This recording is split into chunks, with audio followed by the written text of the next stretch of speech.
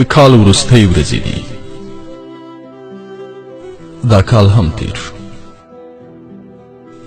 ډیرو وګټله خو ډیرو بایلو ده. ډیرو زړونه مات کړل خو ډیرو بیا لاسته راوړل.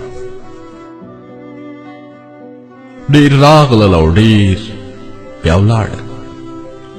هغه چې راغلل کیدای شي ډیر تم نشي، خو هغه چې تللي بیا هیڅکله هم نه راځي.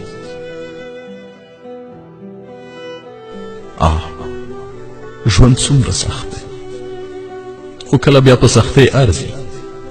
مهمه نه ده چې نړۍ ډیره ناځوانه ده، مهمه دا ده چې موږ ځوان مرده شو او د یو بل په قدر پوه شو. مه پرېږدئ چې له یو بل څخه لرې شئ. شاپرک خرس ته وویل مینه در سره لرم.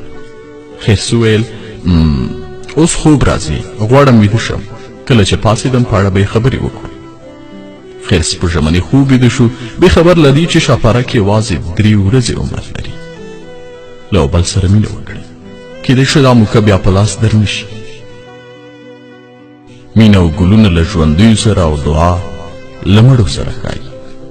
موږ ډېر کله برعکس عمل کوو، په هدیرو ګرځو او مړو ته ګلان وو، خو ژوندي مو بیا د سترګو په وړاندې مري.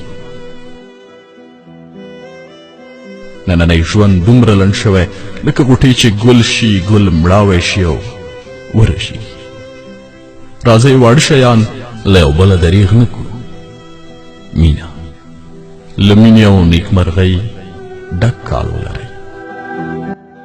ټولو ملګرو ته التجاء ده چې زموږ د خوږ روح بیت الله جان دپاره سوال وکړي د مغفرت او الله پاک ورته جنت فردوس عطا کړي، او د هغوی مور او پلار او رشته دارانو ته الله پاک د زړه صبر ورکړي.